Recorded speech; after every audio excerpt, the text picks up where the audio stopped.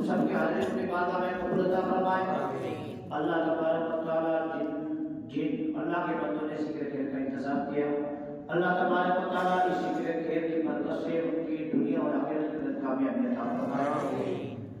دیکھیے یہ کچھ بچوں نے مل کر پروگرام رکھا ہے، اس لیے کچھ ہماری طرح سے کچھ ہمارے مومن بھائی مکہ مکرمہ اور مدینہ منورہ کی زیارت کے لیے جا رہے ہیں. لہذا بڑی خوشی کی بات ہے. اور رہی بات، ہمیں بھی اچھی نیت کرنی چاہیے. اللہ کی بارگاہ سے کبھی نا امید نہیں ہونا چاہیے. وہ رب ہے، جتنا بندہ اپنے رب پر یقین اور بھروسہ پختہ کرتا ہے، اللہ تعالیٰ اس کی غیبی مدد عطا فرما کر اللہ اس کے کام کو مکمل فرماتا ہے.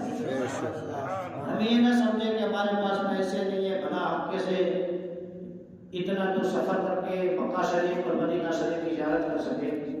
کسی کے اندر جرأت اور طاقت نہیں ہے جب تک اللہ کی غیبی مدد نہ ہو.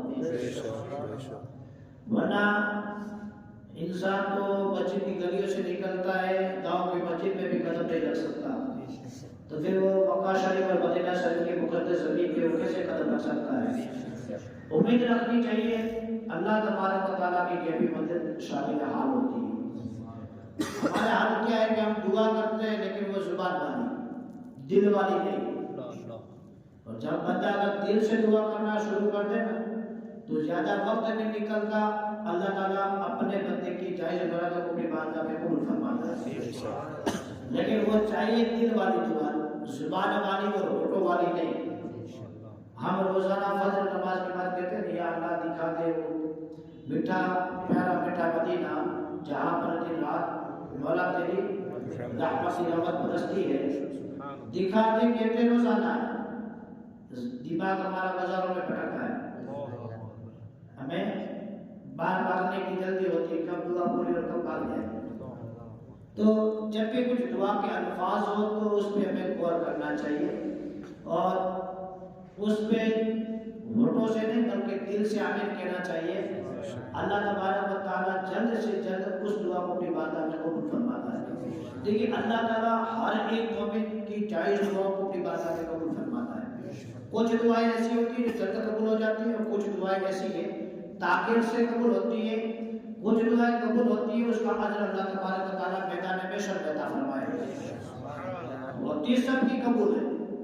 وہی بھی اگر مسلمان دعا کرتا ہے تو ایسا نہیں کہ اس کی دعا رد ہو گئی.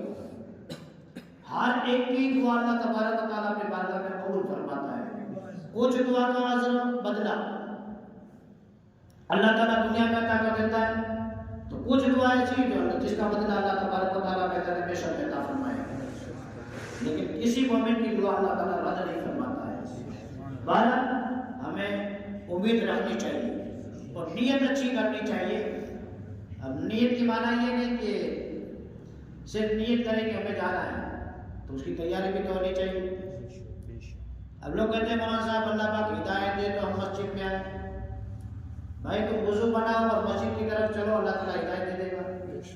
اب گھر پہ تو فرشتے تمہیں لینے کے لیے تو آئیں گے، اور گھر پہ آ کر اللہ تعالیٰ کو ہدایت کی ایک باکس تمہیں کو دینے کے لیے تو آئے گا نہیں. آپ لوگ یہاں تک مسجد میں آئے، جب گھر سے چل کر آپ یہاں تک آئے تب جا کے اللہ تعالیٰ نے آپ کو ہدایت عطا فرمائی کہ آپ نے اللہ کی بارگاہ میں سجدے کیے. تو کچھ کوشش کرنی چاہیے، کوشش کریں گے تب جا کے اللہ تعالیٰ ہدایت عطا فرمائے.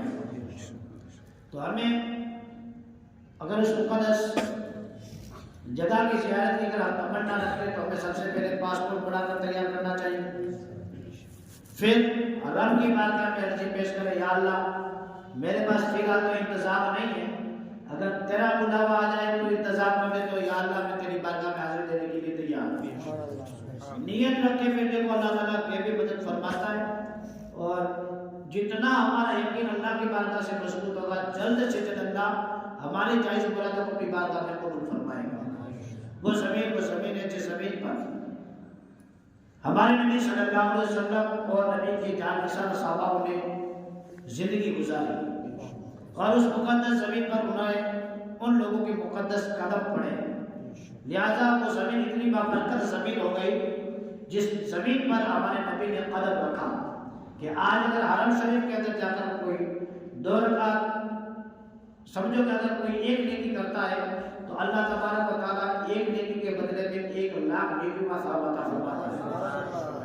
ہم یہاں پر اگر دنیا میں اور جگہوں پر اگر نیکی کرتے ہیں تو اللہ تعالیٰ ایک نیکی کا ثواب 10 نیکیوں کا ثواب عطا فرماتا ہے، لیکن وہ زمین اتنی بابرکت زمین ہے کہ وہاں ایک نیکی کے بدلے میں اللہ 1,00,000 نیکیوں کا ثواب عطا فرماتا ہے۔ یہ مکہ شریف کی بات ہے، لہذا آپ اس زمین پہ کسی خطے پہ کسی ٹکڑے پر کھڑے رہ کر اللہ کی بارگاہ میں جو بھی چاہیے دعا کرو گے اللہ تعالیٰ اپنی بارگاہ میں قبول فرمائے گا۔ رہی بات تقریباً امام جعفر یا ایک اور بزرگ تھے، دونوں کا اندر بحث ہوئی تو جب امام جعفر صادق رحمۃ اللہ علیہ فرماتے ہیں کہ اگر کوئی ایمان کی حالت میں کعبۃ اللہ کی زیارت کر لیتا ہے اللہ تبارک و تعالیٰ اس پر جہنم کی آگ کو حرام فرما دیتا ہے۔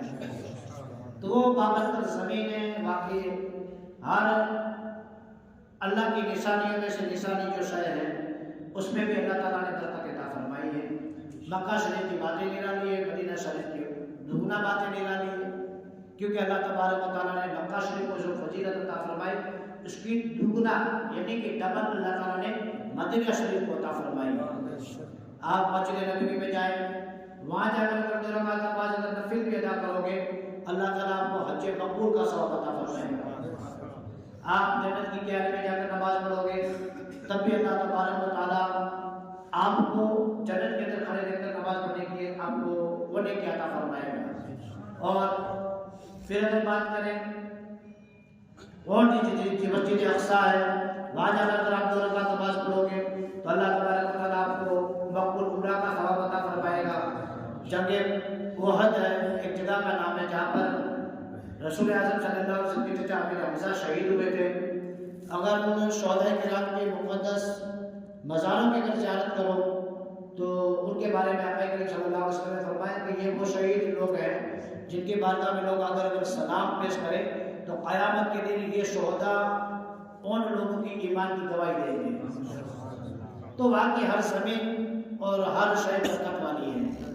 اگر گنانے کے لیے جائیں تو ہمارے پاس میں وقت کم پڑ جائے، لیکن ادب ہونا ضروری ہے۔ وہاں جائیں عبادت کریں، اگر بے ادب رہے تو کوئی فائدہ نہیں۔ عبادت سے کئی گنا زیادہ ادب ضروری ہے، تو عبادت کرنے سے پہلے اس زمین کا ادب کرنا ہمارے لیے لازم اور ضروری ہے۔ کچھ لوگوں کے حالات یہ ہیں وقت کی قلت کو دیکھ کے لوگ یہاں پر بھی نماز نہیں پڑھتے، وہاں جا کر بھی نماز نہیں پڑھتے۔ یہ لوگوں کے حالات ہیں، حتیٰ کہ انسان یہ نہیں کہ مکہ شریف اور مدینہ شریف جائے اور وہاں جانے کے بعد میں جیسا تھا ویسا واپس لوٹے، تو ایسا نہیں ہے۔ لہٰذا وہاں جانے کے بعد جب بندہ واپس آتا ہے تو بدل کے آنا چاہیے۔ صرف زیارت کی نیت نہ کریں کہ میں جاؤں گا کعبۃ اللہ کی زیارت کروں، مدینہ شریف کے اندر جا کر رسول اعظم صلی اللہ علیہ وسلم کی مدینہ خضرا کی زیارت کروں۔ زیارت کے ساتھ ساتھ یہ نیت کریں کہ میں اپنے گناہوں کو یاد کر کے سچے دل سے توبہ کر کے آؤں گا، آئندہ پھر ان گناہوں کی طرف میرا خیال بھی نہیں جائے گا۔ سچی توبہ کرنے کا نام عمرہ ہے سفر، اور یہ سفر ہے۔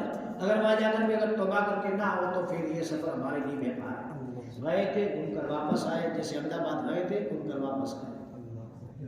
وہاں جائے تو خاص توبہ لازم اور ضروری ہے۔ گناہوں کو یاد کریں، توبہ کریں، اور پھر اللہ سے ڈر کر باقی زندگی گزارنے کی کوشش کریں، اور اللہ کی بارگاہ سے وہاں نکلے تو یہ دعا کریں یا اللہ یہ زمین کا واسطہ ہے، اب باقی زندگی مجھے تجھ سے ڈر کر اور نیکی کی طرف مجھے باقی زندگی بسر کرنے کی توفیق عطا فرما۔ ایسی نیت کر کے دعا کر کے چلیں، پھر باقی زندگی اللہ کے ذمہ رکھیں۔ اللہ تبارک و تعالیٰ ہماری زندگیوں کے اندر برکت عطا فرمائے گا، اور ساتھ ساتھ اللہ آپ سب کو گناہوں سے بچنے کی اور آئندہ باقی زندگی رائے حق نیکیوں کے اندر بسر کرنے کی توفیق عطا فرمائے گا۔ تو آپ بھی تمام لوگوں سے امید رکھتا ہوں، اور میرا یہ پیغام بھی ہے کہ آپ لوگ بھی تیاری کریں۔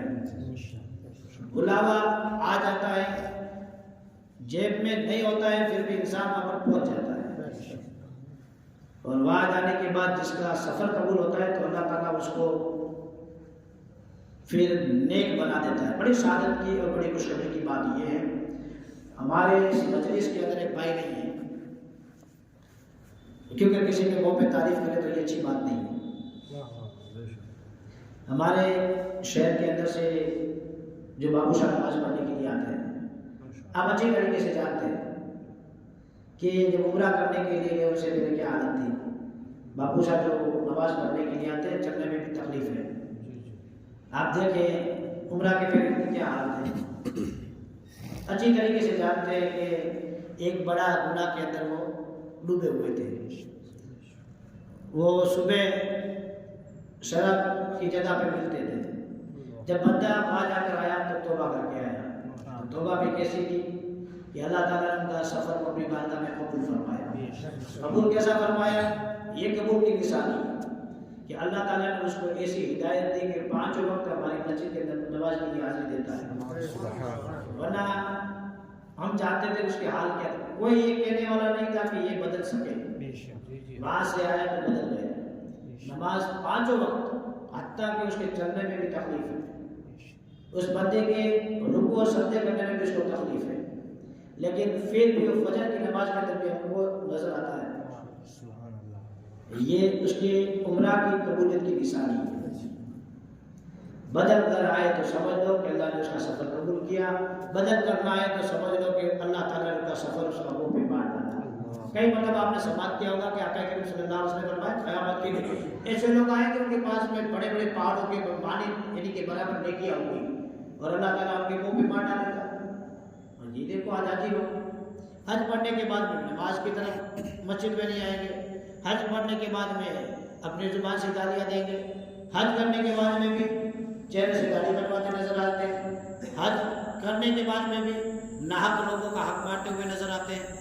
تو سمجھ لو کہ ایسے کئی سارے حاجی لوگ قیامت کے دن ہوں گے جنہوں نے دنیا کے اندر ایک مرتبہ میں کئی مرتبہ حج کیے ہوں گے، کئی مرتبہ عمرہ بھی کیے ہوں گے، لیکن ایسی نیکیاں لے کر آنے والے قیامت کے دن اللہ تعالیٰ ان کے منہ پہ مار ڈالے گا، اس لیے کہ اللہ تعالیٰ نے ان کا سفر نکالنے میں قبول نہیں کیا۔ اللہ کی بات سے امید ہے اللہ تعالیٰ جتنے بھی ہمارے شہر اطلاعات کے ملک جا رہے ہیں، اللہ سب کے اس سفر کو اپنی بارگاہ میں قبول عطا فرمائے۔ اللہ کے اس مقدس گھر کے اندر جو ذکر خیر کیا اس کی برکت سے اللہ تعالیٰ ان کے اس سفر کو آسان عطا فرمائے، اور اللہ تبارک و تعالیٰ ہم سب کو سچے دل سے توبہ کرنے کی اور بدل کر واپس آنے کی توفیق عطا فرمائے۔ سلام کے لیے خیر ہو جائے۔